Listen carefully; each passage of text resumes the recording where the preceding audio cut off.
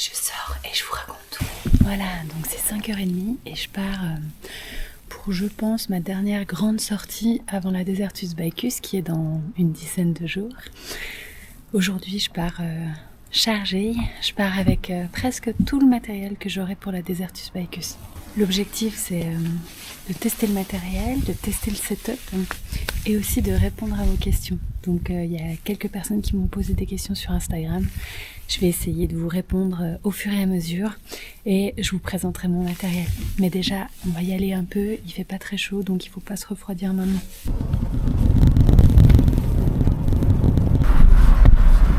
Aujourd'hui, je suis trop contente parce que je teste ma nouvelle lampe que vous voyez là. C'est la Opalo 3 de chez Stout. C'est dingue cette lumière.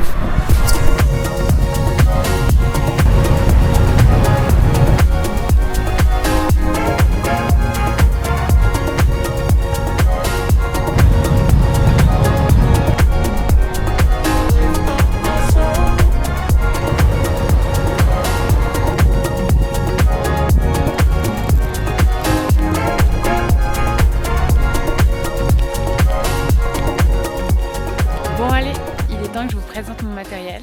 Donc là j'ai fait une centaine de kilomètres, je roule pas très vite, faut dire que je suis chargée et j'ai pas envie de rouler vite. Donc il me reste une centaine de kilomètres, je crois que j'ai mis 4 heures et puis je prends bien du plaisir. Là ça commence à se réchauffer et ça tombe bien parce qu'il y a un moment où j'ai quand même eu froid. Ça c'est encore un grand point d'interrogation, c'est que j'ai aucune idée de comment je vais m'habiller pour la Desertus Bicus. Et du coup, la Desertus Bicus, c'est dans une dizaine de jours. Je compte pas, ça me stresse beaucoup trop. Alors, déjà, quel vélo vais-je utiliser? Cette beauté, nommée Lady Queen, je crois, ou alors Badass Queen, je sais pas encore. Donc, il s'agit d'un Diverge S-Works, comme vous pouvez le voir.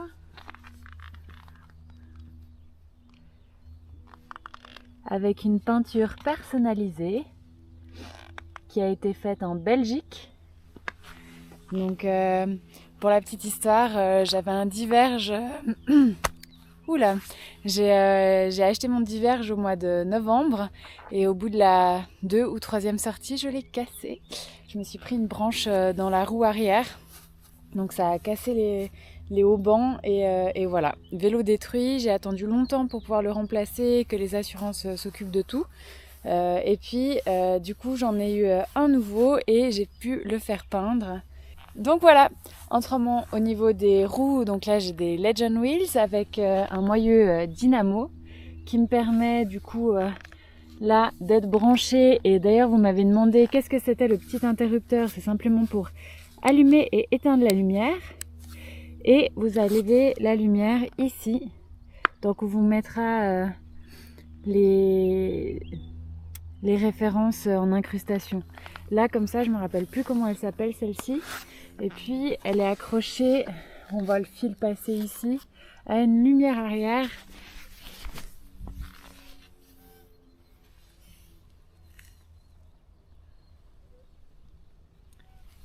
Voilà, toute petite mais super puissante. Sinon, j'ai mis des pneus en 38. Là, je suis sur du Pathfinder, donc des pneus de chez Specialized. Des pneus qui sont pas très profilés. L'objectif, c'est de pouvoir bien rouler sur la route, mais d'avoir un peu d'accroche quand je passerai dans les zones désertiques. Sinon... la dernière fois, quelqu'un m'a demandé quelle était la différence finalement dans ma préparation et dans mon matériel entre la première épreuve de Desertus Bicus quand je l'avais faite en 2022 et cette année. Donc premièrement, j'ai pas le même vélo. J'avais utilisé un vélo spécialement pour l'endurance de chez Cannondale. C'était mon Synapse, je venais de l'avoir. Mais voilà, l'année dernière, j'ai eu un accident avec. Donc je l'ai plus. Et puis sur ce vélo-là, j'avais un cintre un guidon plat, un cintre plat qui me permettait pas de mettre de rehausseur avec mes prolongateurs. Donc là, je suis franchement bien contente d'avoir un guidon rond sur lequel j'ai pu mettre mes anciens prolongateurs et les rehausseurs que j'avais achetés.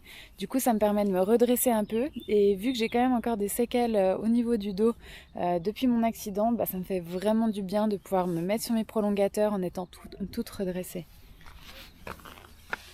Donc les prolongateurs c'est des 3T et avec des rehausseurs je crois de 4 cm de chez Profil Design.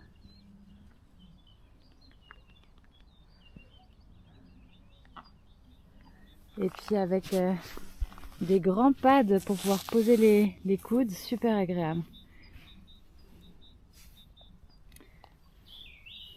Sinon au niveau des sacoches, donc j'ai un peu un mixte, comme vous pouvez le voir. J'ai pris le meilleur des marques que j'aime bien avoir. Donc je vais vous les présenter. On va commencer par l'arrière. Pour reprendre, au niveau des sacoches, j'ai quelques sacoches de la marque Specialized, notamment celle à l'arrière.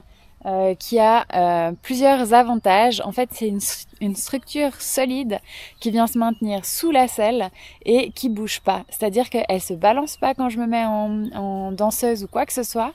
Et puis le grand avantage, c'est que finalement, je peux retirer la sacoche ici, resserrer ici, et puis la structure reste en place. Donc là, ça fait quand même quelques années maintenant que moi, j'aime que J'aime que les sacoches où l'armature reste en place et où il n'y a plus que le sac à enlever. Moi, c'est un des critères pour choisir une sacoche. Pareil pour l'avant, mais cette fois, c'est de la marque Ristrap.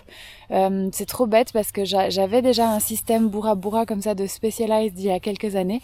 Mais entre deux, je l'ai vendu et là, il m'aurait bien été utile. Donc là, j'ai piqué la sacoche de François, une Ristrap qui vient avec une armature aussi qui reste crochet sur le guidon ici et puis où on vient mettre un sac, donc on vient mettre le sac comme ça à l'intérieur. Et puis moi j'ai pas des jambes très longues, donc pour pas que ça frotte sur le pneu, j'ai attaché avec une sangle sur mes prolongateurs. Puis je vais en mettre une deuxième. En fait à la base pour la petite histoire, ça fait des semaines que j'ai commandé un support parce qu'il existe comme un porte-bagages en fait de la marque Specialized mais qui s'accroche sur le guidon pour porter une sacoche. Et puis moi je voulais ce système pour éviter que ça touche le pneu. Il est jamais arrivé. Sinon il y avait un autre système aussi de Ristrap que je trouvais super intéressant, mais comme j'ai un amorti dans le guidon en fait, j'arrive pas à le mettre. Donc voilà, mais ça c'est aussi un grand avantage de mon vélo. Et puis peut-être qu'on va faire un tout petit retour sur mon vélo. Je sais qu'il y a plein de personnes qui vont venir commenter cette vidéo en me demandant mais pourquoi t'as pris un Diverge, pourquoi t'as pas pris plutôt un Atos ou alors un Crux ou encore un Roubaix. Et puis en fait oui, il y avait 20 000 autres possibilités, c'est sûr. Avant j'avais un vélo donc un Synapse de chez Cannondale qui était vraiment typé longue distance, donc assez confortable et autres, mais c'était pas un gravel, c'est-à-dire que je pouvais pas mettre des pneus de plus que 35, et puis c'était un vélo quand même passablement rigide. À côté de ça, quand je le roulais sur la route pour faire des courses telles que, je sais pas, le tour des stations ou autre, franchement, c'était un vélo qui était trop lourd, je ne prenais pas de plaisir. Donc là, j'ai préféré prendre un vélo vraiment pour la route, pour le kiff sur les courses courtes. Donc là, j'ai un tarmac à la maison et un vélo gravel où je vais vraiment pouvoir m'éclater en mettant des pneus jusqu'à 47 mm, alors que mon gravel précédent, il allait jusqu'à du 37, c'était franchement limitant. Donc là, j'ai un vrai vélo de gravel. Et comme j'ai pris le haut de la gamme, ça en fait un vélo de gravel quand même assez léger, assez un peu plus rigide aussi que si ça avait été un pur gravel. Et du coup, pour moi, c'est le combo idéal. Mais après, évidemment que si je faisais que de l'ultra et que je faisais pas à côté du gravel en compétition, de la route en compétition et puis des sorties pour m'amuser avec les amis et tout ça, oui, probablement qu'un seul vélo, un Roubaix aurait été parfait. Mais moi, voilà, j'aime bien avoir le vélo pour chaque pratique et parce que précédemment j'ai eu un vélo pour tout et souvent le vélo finalement correspondait pas à la pratique que j'avais. Donc là, au moins je suis vraiment super bien servie. Et pour continuer, donc j'ai aussi 2 petites sacoches Specialized juste ici que j'aime bien parce que d'un côté je mets finalement tout ce qui va être électronique et de l'autre côté j'ai de la nourriture, j'ai aussi rapidement mis ma veste ici, sinon j'ai quelques sandwichs mais j'en ai déjà mangé. Et puis au milieu, donc ça c'est une sacoche, ça, je crois que ça doit être la plus vieille que j'ai. C'est une sacoche de chez Apidura. Elle est hallucinante, elle a une capacité de 2 litres, donc imaginez tout ce que je peux mettre dedans. Ici, moi j'adore avoir... là, j'ai par exemple ma batterie externe, j'ai quelques câbles. J'ai aussi un système parce que ma dynamo, en fait, elle produit de l'électricité. Donc là, j'ai tous mes câbles pour pouvoir brancher dessus. Et puis après, voilà, des petites choses de soins aussi ou autres. Et puis, le grand plus dans ce vélo, c'est que ici, j'ai une petite cage où, en fait, je vais pas le faire ici parce que j'ai trop peur de faire tomber les choses dans l'eau. Mais si je l'ouvre, à l'intérieur, j'ai 2 sacoches. Une avec tout le matériel de réparation et une autre avec des matériels de soins, des médicaments au cas où. Donc voilà ma monture. Vous voyez que j'ai décidé de le monter en double plateau, justement pour avoir plus de confort en ultra, et puis avoir une polyvalence aussi quand je fais du gravel. Donc c'est du GRX de chez Shimano. Je me rappelle plus exactement, mais je vous le mettrai en lien quel type de GRX c'est. Et je me suis mise aussi un capteur de puissance dans ma manivelle de l'autre côté, comme vous le voyez. C'est vrai que autant je vous bouge beaucoup, hein. C'est vrai que autant les pulsations au bout de quelques kilomètres, ça vaut plus tellement la peine de les regarder, mais j'aime beaucoup garder la puissance parce que ça permet aussi quand on se sent fatigué ou alors des fois quand on se dit ah mais là j'ai les jambes comme ça, de pouvoir gérer un peu l'effort pour pas en donner trop, ou alors pour remettre un petit coup de collier quand on se tasse un peu. Donc voilà, mon vélo que je trouve génial. Sinon, ce que je vous ai pas montré aussi, c'est ma selle. Donc une selle de chez SMP. C'est le modèle avant. Donc oui, effectivement, c'est pas le plus beau, mais par contre, c'est la selle qui m'est le plus confortable. J'en ai essayé, je sais pas, je crois qu'on peut vraiment dire une 20aine. J'ai eu des abcès, j'ai vraiment eu plein de problèmes. Donc avec celle-là, je suis super bien. Je vais partir avec 2 gourdes. Contrairement à mon précédent vélo, là j'arrive à mettre 2 gourdes de 750 millilitres. Donc je suis vraiment contente. Je suis pas sûre de mettre une 3e gourde, même si je pourrais. Là on voit pas parce qu'il y a trop de saleté sur mon vélo. Mais je pense que 2 gourdes vont m'être suffisantes. Et je suis vraiment contente parce que en ayant des jambes un peu courtes, souvent mes vélos je peux pas mettre 2 grandes gourdes, je peux en mettre qu'une grande, puis c'est pour ça que souvent je mets 2 gourdes derrière encore la selle pour pouvoir avoir plus de volume. Mais là en fait je crois que ça va bien aller comme ça. Donc voilà, je crois que gentiment j'ai le bon matériel. Aujourd'hui j'ai blindé mes sacoches, je vous les ouvrirai peut-être à la maison. Bon là j'ai mis des habits mais je sais pas encore ce que je vais porter. J'ai un peu mis des choses au hasard, mais j'ai aussi mis tout ce que je vais prendre pour dormir.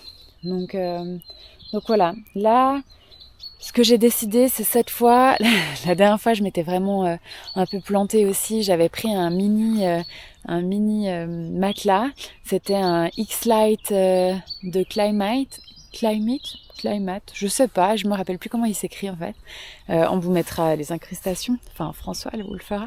Et en fait j'avais tout le temps froid parce qu'il finissait sous les fesses, mes pieds étaient posés par terre et j'ai eu froid pendant toute la Desertus Bacchus. Donc là je repars avec un grand matelas, c'est un C2 Summit, je sais plus lequel c'est, mais en gros c'est un des plus légers et il me couvre, il prend la longueur du corps entièrement. Et puis cette fois aussi je vais prendre un énorme sac de couchage, il fait 1 kg alors que mon dernier faisait à peu près 500-600 grammes. grammes. Mais là, j'ai vraiment envie d'avoir chaud, j'ai envie d'avoir un peu plus de confort. Je crois que depuis mon accident, j'ai un peu changé. J'ai pas envie d'y aller non plus pour la vitesse. Franchement, je m'en fiche si je dois le faire en 6-7 jours. Là, j'ai vraiment envie de me faire plaisir et puis de pas avoir froid la nuit. Donc j'ai un bon sac de couchage, un sac de couchage de chez Nemo. Il s'appelle Disco 30, je crois. Et puis la particularité, c'est qu'il est en forme de cuillère. Je crois que c'est ce qu'ils disent, hein, spoon, pour avoir bien la place aussi au niveau des jambes. Et par contre, plutôt que d'avoir mon gros bivy comme j'avais pris la dernière fois, j'avais un Outdoor Research. Cette fois, j'opte pour le simple bivy en couverture de survie de chez Orthovox parce que je l'avais utilisé à Paris sur la Bristol Cross Paris et vraiment, je l'avais trouvé très bien.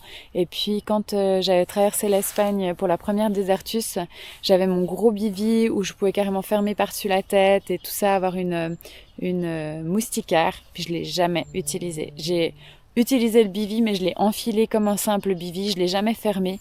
Donc là, je me dis, ça sert à rien de prendre quelque chose d'aussi gros. C'est pas tellement le poids qui me dérange, c'est surtout que ça prend beaucoup de place. Et puis là, j'aimerais pas avoir à rajouter une sacoche. Donc voilà, je crois que là, j'ai le bon setup pour la Desertis. Sinon, je vous ai pas tout dit. Ouais, j'ai mis des pneus, donc les Pathfinder. Je les ai mis un tubeless. Par contre, je les ai pas juste mis en tubeless. C'est vrai que le tubeless, je trouve ça génial. Par contre, j'ai toujours une peur bleue de déjanter. Et c'est vrai que je sais pas vous, mais moi j'ai beaucoup de personnes qui m'expliquent avoir un ami, une connaissance qui s'est tué à vélo en déjantant à cause du tubeless. Donc j'ai fait mettre une mousse verte dedans pour éviter finalement de me retrouver sur la jante si je crève et surtout éviter de déjanter. Mais on va vous mettre la petite vidéo parce que c'est notre mécano qui l'a mis, qui les a mis dans nos pneus et il a bien galéré. Allez, on vous montre ça. Est-ce que tu nous raconterais qu'est-ce que c'est? Je sais même pas ce que c'est. Non, c'est une petite mousse qui permet d'éviter les crevaisons mais qui vient remplir comme une chambre à air. Le gros avantage, c'est qu'en cas de crevaison, tu peux continuer à rouler quelques kilomètres afin de s'arrêter au bon stand. C'est plus utilisé en World Cup pour les e-bikes. Beaucoup, ils utilisent ça chier pour éviter d'avoir des problématiques de crevaison lors des tours. Ok. C'est un vrai plaisir à monter. Donc ça, on monte ça sous du tubeless. Sous du tubeless. Tu montes avec du tubeless. Avec du tubeless. Mais je peux pas mettre ça et une chambre à air. Non, ça ne passera pas. Parce que là déjà tu vois qu'on est déjà bien plein. Ah ouais, on a de la peine à le passer. Donc la fin va être compliquée à faire passer. Et est-ce que ça te fait mettre moins de tubeless dedans ou pas? Tu peux mettre un petit peu moins, après tu peux mettre les mêmes doses que les constructeurs. Si c'est un pneu neuf et une jante neuve, comme ça tu as une bonne étanchéité qui se fait. Ok. J'ai réussi à le mettre. Ouais, c'est le plus dur. C'est là le plus dur, mais d'abord mettre le lait.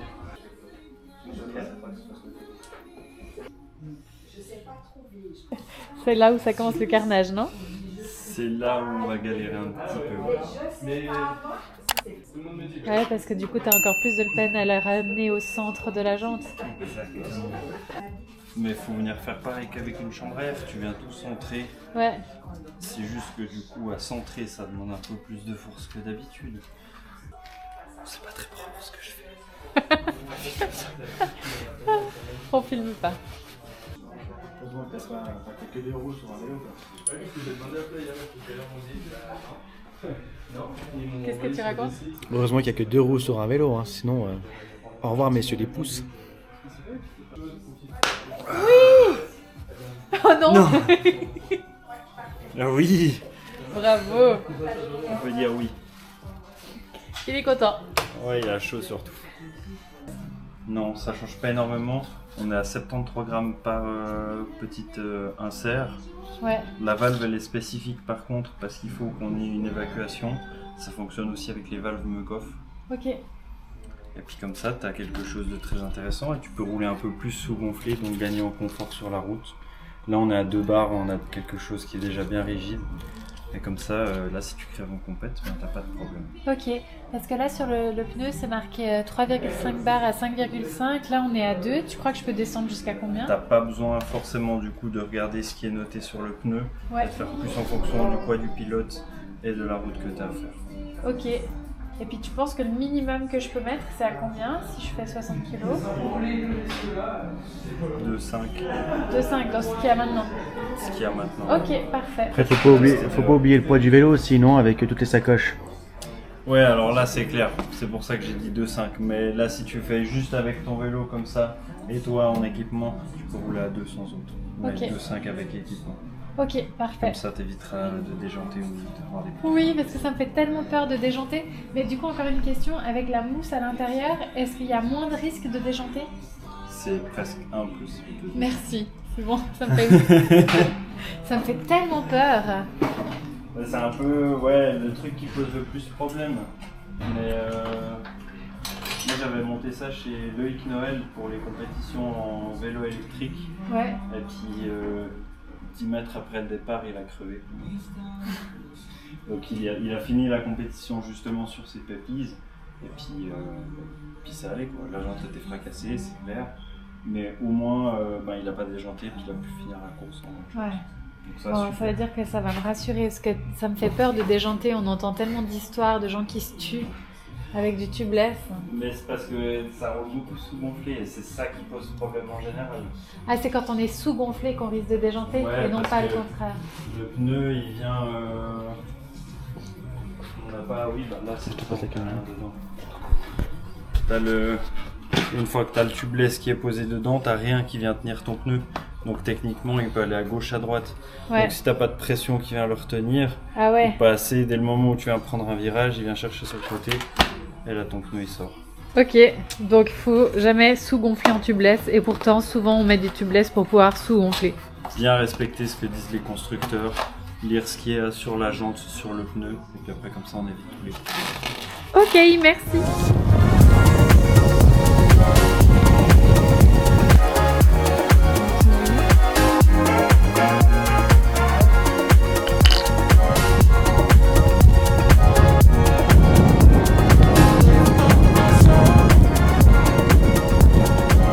On continue. Après un bon petit café, cette fois je vais répondre à vos questions.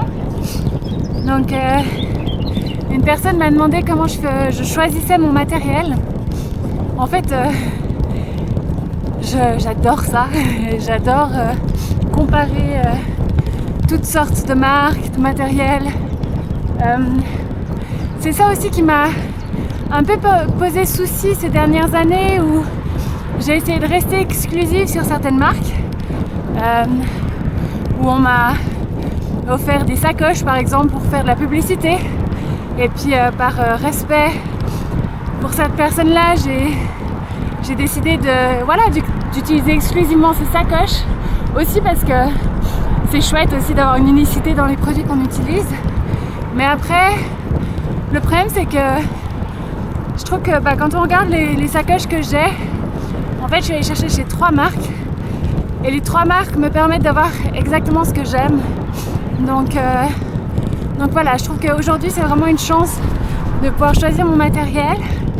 Autant je suis soutenue par Cyclissimo et Specialized, autant ça leur pose pas du tout de soucis si je prends une sacoche Apidura ou Restrap.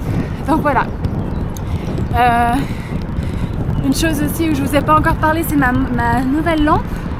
C'est la Opalo 3 de chez Stout. À la base j'avais acheté la Kiska 2 que j'avais trouvé géniale. D'ailleurs je te remets le lien ici de la vidéo. Je m'avais fait une où j'avais expliqué en quoi les lampes de chez Stout étaient vraiment loin devant beaucoup d'autres marques. Donc voilà.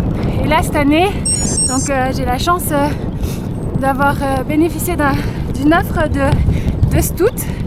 Donc là je teste la Kiska 3, non la Opalo 3 où alors elle a 2 nouveautés par rapport à la Kiska. Premièrement il y a un spot, je l'ai testé ce matin, super puissant. Bon je crois que ça a 2 heures d'autonomie, Donc c'est hyper intéressant, mais je peux pas non plus rouler avec ça toute la nuit. Et sinon, il y a aussi, déjà il y a énormément de niveau d'intensité. J'ai l'impression plus que sur la Kiska 2. Et puis il y a une lumière rouge pour les moments de bikepacking quand on est avec d'autres personnes pour pas les aveugler. Donc voilà, là j'ai trop hâte de la tester. Ils ont aussi amélioré le fonctionnement de la batterie, enfin la manière dont on peut la changer. Avant elle se clippait et puis moi j'ai aucune force dans les doigts, donc j'arrivais jamais à la retirer pour la charger. Déjà là on n'a plus besoin de la retirer, elle se charge directement dessus là, je sais pas où, si vous devez le voir. Et puis elle se visse cette fois, donc c'est génial. Allez, je vous reprends plus tard parce que je suis pas sûre qu'à côté de l'autoroute vous m'entendiez bien.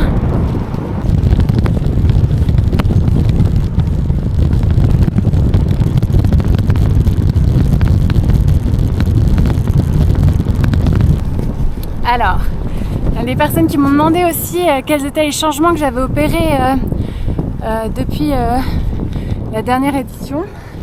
Donc déjà mon matériel, comme je disais, j'ai changé de vélo. J'ai fait différents choix de matériel pour avoir un peu plus de confort. Donc ça passe par des pneus plus larges. La dernière fois j'étais en 32, là je pars en 38. Ensuite plus de confort encore sur le matériel de nuit. Où là je pars avec un sac de couchage plus chaud, plus lourd. Donc voilà, ça c'est important pour moi cette année. Et quels sont les changements que j'ai fait encore? Ouais, surtout une histoire de confort aussi dans l'entraînement. C'est-à-dire que déjà je me suis pas entraînée avec le même coach. Faut savoir que sur la Desertus Bicus, j'étais entraînée par quelqu'un qui n'avait pas les mêmes objectifs que moi. Quelqu'un qui faisait beaucoup de courses du CI et déjà qui habitait au sud. Oula. Alors, par où est-ce que je dois passer? Donc je reprends. Ouais, quelqu'un qui habitait au sud. Donc il habitait vers Nîmes. Il faisait tout le temps beau chez lui. Il roulait 100 km par jour. Il ne comprenait pas qu'en Suisse on puisse pas rouler autant. Donc j'avais vraiment tous les week-ends depuis le mois de décembre des 4-5 heures de vélo et j'arrivais pas à les assumer en fait. Du coup j'avais une très mauvaise estime de moi-même. Après assez dur pendant la course, mais aussi parce que voilà la relation passait pas tellement avec cette personne-là. Donc voilà. Et en fait pour la petite histoire, maintenant mon entraîneur c'est donc Laurent Richard. À la base c'est un entraîneur de triathlon. Et quand j'étais sur la Desertus, en fait il était super présent pour moi, à m'envoyer des petits messages d'encouragement. Quand j'avais pas le moral, il faisait en sorte de trouver les bons mots pour me le redonner et tout ça. Ce qui fait qu'à la fin de l'épreuve, alors que mon coach, mon ancien coach avait même pas pris la peine de me demander comment j'allais ou me féliciter, en fait j'ai contacté Laurent et je lui ai dit est-ce que tu serais d'accord de tester l'entraînement pour une ultra cycliste. Et ça s'est fait comme ça. Donc maintenant ça fait 2 ans que je suis entraînée par lui, il me connaît très bien. Là j'arrive sur la course en étant bien entraînée, je me sens bien dans mes baskets. J'ai l'impression d'avoir une bonne puissance, d'être beaucoup plus sereine dans ma tête.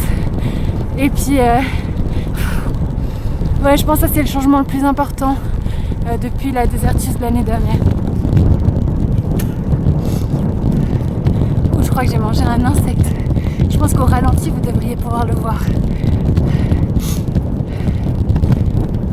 Alors là je me méfie, il y a des chiens.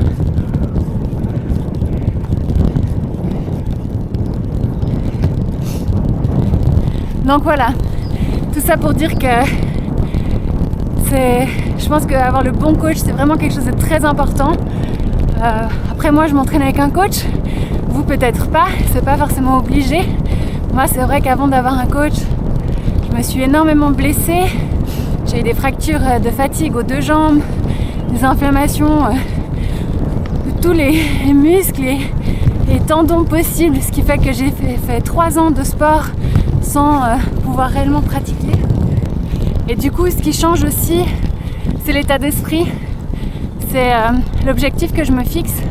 Là, comme je disais tout à l'heure, j'ai vraiment pas un objectif de faire une performance. Je suis encore très touchée par l'accident que j'ai eu l'année dernière sur la Race Across Paris. Et du coup, là j'y vais vraiment pour me reconnecter à moi, pour profiter à fond. Et puis voilà, je prends conscience qu'on est peu de personnes et encore encore moins de femmes à s'autoriser des voyages pareils. Donc là je vais profiter pour moi et pour toutes les personnes qui ne peuvent pas ou qui se donnent pas les moyens de le faire.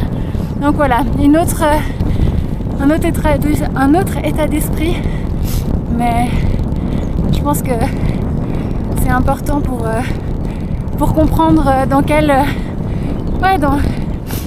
état je me projette sur cette course.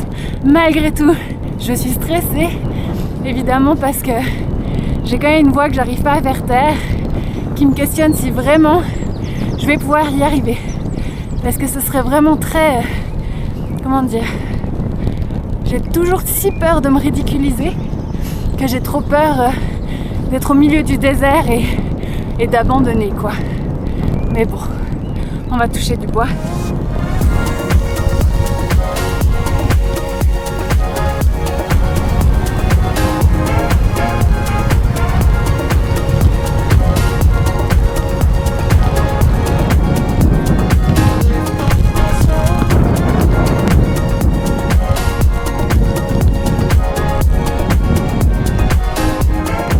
J'arrive gentiment à la fin de mon périple. Là, je suis à 160 km.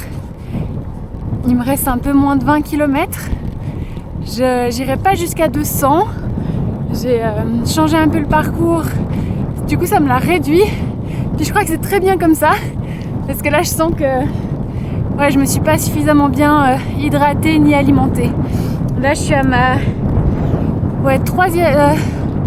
J'ai bu 3 gourdes jusqu'ici et ça fait bientôt 8 heures que je roule. Donc 3 fois 750 ml. Donc c'est largement pas assez. Normalement, il faut compter entre 500 et 750 ml par heure. Il faisait pas très chaud au début. Malgré tout, j'ai quand même pas mal transpiré. Donc voilà. Et c'est vrai que là, je commence à le sentir. Et à côté de ça, du coup, j'ai pas beaucoup mangé, pas pris suffisamment de sucre. Enfin, j'en ai plein dans mes sacoches, hein. Mais j'avais la tête ailleurs. Donc voilà, là, je suis contente de gentiment terminer. C'est 14h. Je crois que je vais aller m'inviter chez mes parents pour aller boire le café, maintenant qu'ils habitent à côté de chez moi. Ouais. Et sinon, je me suis rappelé, il y a encore un changement. Peut-être après, il y en a d'autres qui vont me venir en tête. Mais c'est que cette fois... je pars pas avec des chaussures de route. Là, je vais partir avec mes chaussures de gravel. Donc j'ai des Specialized S-Works. On vous mettra l'intitulé exact ici. Elles sont géniales, super confortables. Elles sont à lacets. Je vous les avais déjà montrées, je crois. Et je trouve qu'un des grands plus, c'est que tout l'intérieur de la chaussure, il est comme un espèce de caoutchouc. Du coup, elle prend très peu d'eau. Elle se gorge pas trop. En plus de ça, moi j'ai mis une semelle particulière pour stabiliser le pied, qui est aussi un peu dans une matière caoutchouc. Donc voilà, elle prend très peu d'eau. Elles sentent quand même mauvais, malgré le fait qu'il y ait très peu de tissu. Mais au moins comme ça, quand il pleut et autres, elles sèchent beaucoup plus vite. Et j'ai moins tendance à avoir le pied qui gauche dedans. Donc voilà, et faut dire que sur la Desertis d'il y a 2 ans, j'avais mis des chaussures route. Donc bon, j'avais déjà pas mal galéré, faut le dire. Parce que de temps en temps, il fallait que je pousse le vélo, que je marche à côté. Et en fait, toute la saison ensuite, elle a été complètement foutue parce que j'ai eu un gros problème de genou. Et j'ai découvert bien plus tard qu'en fait, à force de marcher avec mes cales sur la caillasse et tout ça, j'avais complètement perturbé le placement de mes cales. Et du coup, je m'étais inflammé le tendon sous-rotulien. Donc là, au moins, je pars avec le bon équipement. Bon, allez, je crois que je vais manger le dernier sandwich pour arriver indemne. Parce que je suis vraiment pas au top là. Et il faut vraiment que je me méfie de mon Garmin parce que il arrête pas de me dire va à gauche, ça a l'air plus joli. Alors qu'en fait, à gauche, c'est la prison. Et déjà, il y a mon mari François qui vient de m'écrire pour me dire tu vas pas à la prison, hein, ils vont te demander les papiers. Et là, Garmin continue de me dire va à gauche. À gauche, pas à droite. Donc voilà, faut que je me méfie un peu. Sinon, je vais finir dans la zone carcérale. Allez, c'est bizarre le temps. Autant quand je suis partie ce matin, il faisait vraiment... il faisait pas mal, assez chaud vers chez moi. Au moment où je me dis tiens, il faut que je me déshabille un peu. D'un coup, il a commencé à faire super froid. J'étais dans le brouillard et tout. Là, il fait de nouveau chaud. Alors qu'il y a une demi-heure, il faisait vraiment de nouveau très froid. Ouais, bon, François me dirait c'est le printemps, c'est normal. Mais du coup, ça me met encore plus le doute pour la Désertus. Je pense que ce que je vais faire, c'est que je vais prendre 2 jeux de tenue avec moi jusqu'à la ligne de départ, 2 cours de long. Et puis, une fois que je serai par là-bas, je regarderai comment je la sens.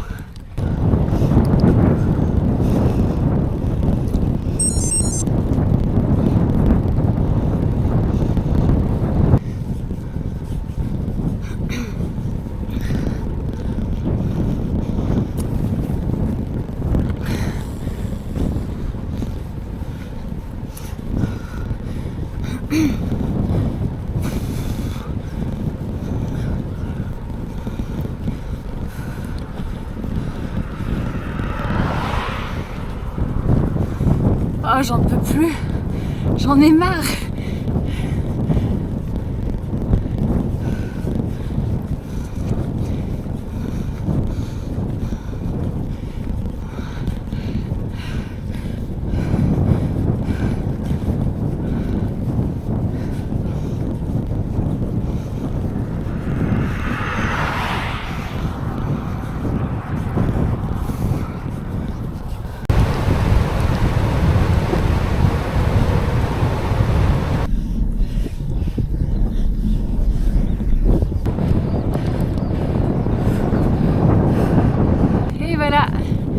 Fini, il n'y a plus qu'à arrêter de pédaler. Mais d'abord on va laver un peu le vélo parce qu'il est pas si propre là. À la station de lavage pour les voitures. Après évidemment je vais seulement le rincer pour pas abîmer la peinture et je vais pas mettre de pression pour pas abîmer les roulements. Mais c'est quand même vachement plus pratique que dans la baignoire.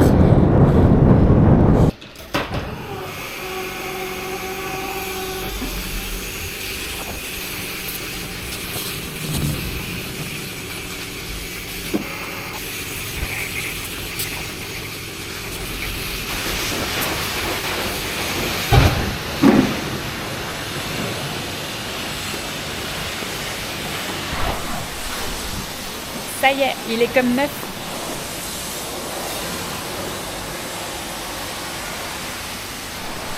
Et voilà, j'ai fini. Donc j'ai fait aujourd'hui 180 km avec 1500 de D+. En partant à, je sais plus, c'était 5h du matin, 5h30, je sais plus. J'ai roulé 8h30. Voilà, pour ceux qui demandaient. J'espère que ce format vous a plu et puis n'hésitez pas à commenter en commentaire évidemment, laissez des commentaires, mettre des likes et puis abonnez-vous. Ciao ciao.